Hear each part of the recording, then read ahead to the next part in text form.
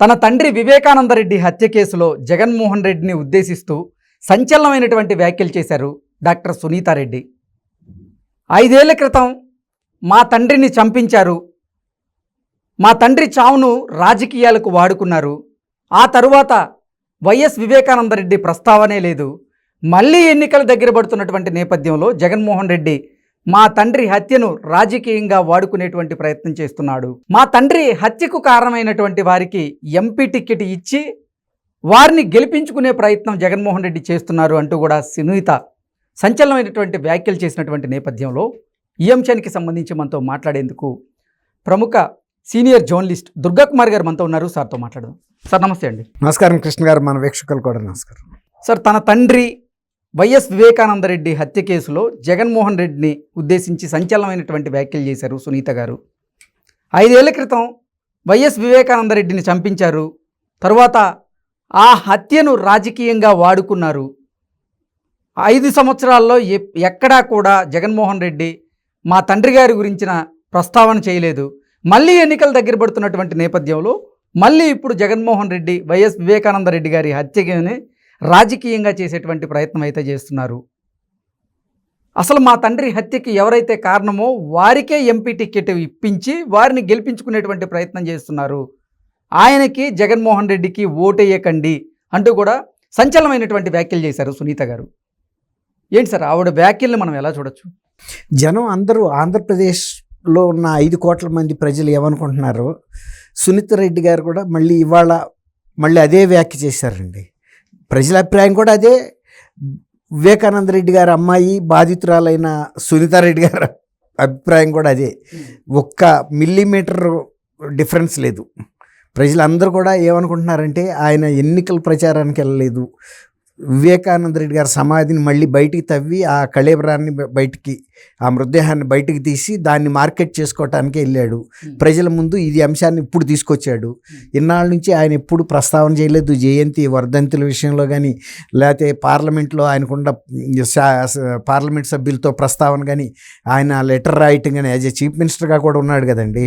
చిన్నానచ్చి గురించి సిబిఐకి రిమైండ్ చేయొచ్చు కదా, ఏమైంది, ఏం జరుగుతుందో, ఏం పురోగతి రాలేదని. ప్రైమ్ మినిస్టర్ గారికి రాయొచ్చు, హోమ్ మినిస్టర్కి రాయొచ్చు, బహిరంగ లేఖ కూడా రాయొచ్చు.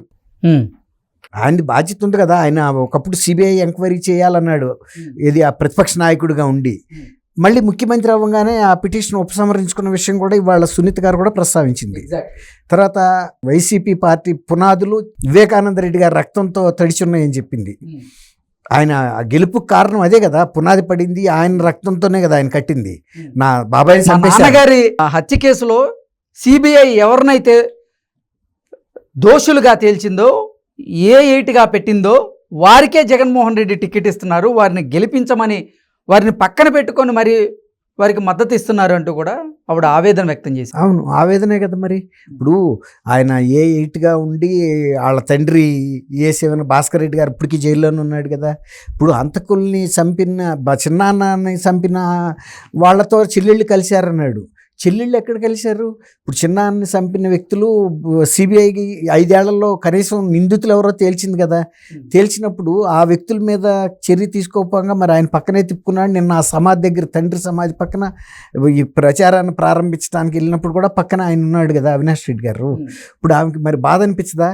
ఎవరైతే తండ్రిని చంపాడో ఆ వ్యక్తిని పక్కన పెట్టుకుని ఇంకా పైగా వీళ్ళు వెళ్ళి ఎవరితోనో నిందితులతో కలిసి పోయారని చెబుతున్నాడు. ఎవరైతే చంపాడో ఆ వ్యక్తి చెబుతున్నాడు, నన్ను చంపమన్నది భాస్కర్ రెడ్డి, అవినాష్ రెడ్డి, జగన్మోహన్ రెడ్డి పేరు కూడా చెబుతున్నాడు. అతను ఈ డబ్బులు ఇవ్వటంలో అసలు తలకాయ, పెద్ద తలకాయ ఉంది, అది ఆయనేనని. అట్లాంటప్పుడు ఆయన ఇవాళ చెల్లెళ్ళని మళ్ళీ బలిపశువులు చేస్తున్నాడు. తను చేసిన తప్పు ఇంత కప్పిపుచ్చుకోవటానికి చెల్లెళ్ళని బలిపశువులు రాజకీయానికి వాడుకుంటున్నాడు. ఇప్పుడు అది రాష్ట్రంలో ప్రజలందరూ కూడా గమనించారు. గతంలో ఫస్ట్ అసలు స్కీమ్ వేసిందే ఆయన. తర్వాత వచ్చి మా చిన్నాన్ని చంపింది పలానా వ్యక్తులని టీవీలు అందరికీ చెప్పాడు. టీవీల వాళ్ళందరికీ చెప్పినప్పుడు మరి సిబిఐ వాళ్ళకి కూడా చెప్పాలి కదా, మీరు రాసిన పేర్లు ఎవరయ్యి నేను చెప్పలేదు ఆ రోజు, మా చిన్నాన్నకి చంపిన వాళ్ళకి నాకు బాగా తెలుసు, మీరు ఢిల్లీ నుంచి వచ్చారు, మీకు తెలీదు అని చెప్పాలి కదా. మరి అట్లా చెప్పకుండా ఇవాళ చెల్లెళ్ళని మళ్ళీ ఎన్నికల ముందు తీసుకొచ్చి వాళ్ళని బలిపశువులు చేయటం ఏంటి? ఇప్పుడు ఆమె ఏమంటుంది, నేను న్యాయం కోసం ధర్మం కోసం పోరాడుతున్నాను, కోర్టుల చుట్టూతా పోలీసుల చుట్టూతా తిరుగుతున్నాను, నేనేమి చీఫ్ మినిస్టర్ కోసం వెళ్ళలేదు, ఈ అచ్చిని నా పదవుల కోసం స్వార్థ రాజకీయాలకు వాడుకోవటం లేదు, నువ్వు వాడుకుంటున్నావు అని చెబుతుంది.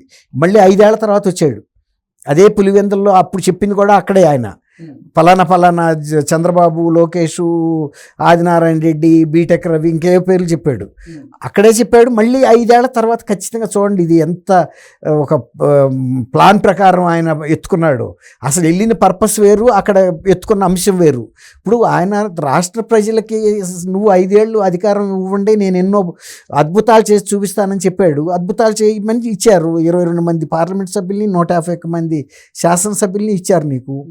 అద్భుతాలు ఏమి ఒక్కటి కూడా చెప్పలే అక్కడ. మళ్ళీ అప్పుడు వివేకానంద రెడ్డి గారి హత్యనే మళ్ళీ ఇవాళ తీసుకొస్తున్నాడు 5 ఏళ్ల తర్వాత. 5 ఏళ్ల తర్వాత ఇప్పుడు రాష్ట్రంలో నీకు ఇచ్చిన ముఖ్యమంత్రి పదవిను ఇదే నువ్వు ఆ రోజు ప్రస్తావించావు, మళ్ళీ ఇవాళ వచ్చి ప్రస్తావిస్తున్నావు. ఈ మధ్యకాలంలో 5 ఏళ్ళలో ఏం చేసావు నువ్వు? కడప జిల్లాకి చేసిన ప్రగతి అయినా చెప్పాలిగా. అక్కడ చేపల దుకాణం తెరిచి అసలు ఎప్పుడన్నా పులివెందులు చేపల అంగడి వస్తుందని మీరు అనుకున్నారా? ఎట్లాంటి ఇది వచ్చిందని మురిసిపోయాడు. ఇప్పుడు అసలు ఆ చేపల అంగడి నడుస్తుందా లేదా అని ఎంక్వైరీ చేశాడా? చేపల అంగడి అండి, ఎంత ఒక 10x10, 15x10 షాపు. చేపల అంగడి అంటే చేపల దుకాణం. అది పెట్టించి పులివెందుల వాళ్ళు ఎప్పుడు చేపలు చూడలేదు, తినలేదు అన్న బిల్డప్ ఇచ్చాడు. అసలు ఇప్పుడు అట్లాగే మళ్ళీ సొంత చెల్లెళ్ళ మీదకి తిప్పి తీసుకొస్తున్నాడు ఈ రాజకీయాన్ని మొత్తాన్ని. అసలు ప్రజల గురించి నువ్వు చెప్పకుండా నీ బాబాయ్ గురించి నువ్వేం చేసావు 5 ఏళ్లలో? ఫస్ట్ అసలు నువ్వు దానికి సమాధానం చెప్పాలి. 5 ఏళ్లలో నువ్వు ముఖ్యమంత్రిగా ఉండి నీ సొంత చిన్నాన్న, అసలు ఆమె ఏమడిగింది, అసలు చిన్నానంటే అర్థం తెలుసా నీకు అని అడిగింది. ఆత్మీయతలు ఏమన్నా నీకు తెలుసా అని అడిగింది. చిన్నానంటే నాన్న తర్వాత నానంతటాడు. అలాంటి వ్యక్తిని మళ్ళీ ఇవాళ నువ్వు నీ రాజకీయానికి ఉపయోగించుకుంటున్నావు. నా తండ్రి గురించి నేను ఇన్నాళ్ళ నుంచి వేదన చెంది తిరిగిన చోటు తిరగకుండా తిరుగుతున్నాను, ఇవాళకి అది నువ్వు ముందుకు వెళ్ళనివ్వటం లేదు, నువ్వే హంతకుల్ని కాపాడుతున్నావు, పక్కన పెట్టి తిప్పుకుంటున్నావు. డైరెక్ట్ చెప్పింది. నేను వెళ్ళి ఎవరిని హంతకులు మేము కానీ షర్మిల కానీ కలవలేదు కదా అని చెప్పింది. ఇవాళ కూడా హైకోర్టు దగ్గర ఆ కేసుకు సంబంధించి వెళ్ళింది ఆమె. అట్లాంటప్పుడు హైకోర్టు ముందే మాట్లాడింది విలేకరులతో. ఇవాళ సునీత పట్ల తర్వాత ఆయనకి తెలుసు, దేవుడికి తెలుసు, ప్రజలకు తెలుసు అని అన్నాడు కదా. ప్రజలకు తెలుసు కాబట్టే నిన్న నువ్వు వెళ్ళినా కూడా ఏమి స్పందన రాలేదు అక్కడ. ఎందుకంటే వివేకం గారు ఎప్పుడైతే పోయాడో ఆ కుటుంబం వెలుగు కూడా పోయింది. డబ్బుగా మీరు సంపాదించి ఉండొచ్చు, కానీ ప్రజల్ని నువ్వు డబ్బులు పెట్టి కొనలేవు. వివేకం గారు ఉంటే ఆయన అందరినీ పలకరించేవాడు, మంచి చెడ్డ ఎవరికి ఎట్లాంటి ట్రీట్మెంట్ ఇవ్వాలి, ఎవరిని గౌరవించాలి, ఎవరిని ఆదరించాలి తెలుసు కాబట్టి ఆ బలం వాళ్ళ పిల్లర్లు వాళ్ళే పడగొట్టుకున్నట్టు అయింది. ఇవాళ వాళ్ళకి దిక్కులు తెలియటిల్లా. దిక్కులు తెలవకే మళ్ళీ వివేకానంద బాబాయ్ని తలుచుకుంటున్నాడు. ఇప్పుడు మళ్ళీ బాబాయ్ నువ్వు రా, నన్ను కాపాడు, నన్ను మళ్ళీ ముఖ్యమంత్రి పీఠం ఎక్కించమన్నదే ఆయన వేదన. అంతే కదండి, ఇంకేం మాట ఉంది అక్కడ చెప్పడానికి? ఆయనకి వేరే ఏం చెప్పలేకపోతున్నాడు. నిన్న ప్రజలు కూడా ఎట్లా వస్తారు, నువ్వు ఒక ఇట్లాంటి వివేకంని చంపిన వాళ్ళలో నువ్వు ఒకడవని చెబుతున్నారు అక్కడ. అందులో అతనికి 20 కోట్లు లంచం ఇవ్వబోయారు మొన్న. ఎవరు, దస్తగిరికి. నువ్వు మా పేర్లు చెప్పొద్దు, వేరే వాళ్ళ పేర్లు చెప్పు, నీకు 20 కోట్లు ఇస్తామని. అతనేమంటున్నాడు, చేసిన పాపాన్ని ప్రాయశ్చిత్తం చేసుకుంటున్నాను, అసలు నా చేతులతో నేను ఎందుకు చంపాలి వివేకం గారిని, నేను వాళ్ళ ఉప్పు తిన్నాడిని, కానీ నన్ను తాగిచ్చి నా ఇది స్థిమితం పోగొట్టి చంపించారు. ఆ ఊరు అనంతపూర్ డిస్ట్రిక్ట్ నుంచి కదా తీసుకొచ్చారు, గొడ్డలు కూడా. అది ఆ ఊరు పేరు చెప్తాను, కదిరి నుంచి అండి. కదిరి నుంచి ఆ గొడ్డలు తెప్పించి నా చేతికిచ్చి నా చేతులతో నరికిచ్చారు. ఇవాళ నేను అది తట్టుకోలేకపోతున్నాను. ఇవాళ ఇలా నిలబడినందుకు నా కుటుంబాన్ని కూడా చంపడానికి సిద్ధంగా ఉన్నాడు. ముఖ్యమంత్రి పేరే చెబుతున్నాడు ఆయన.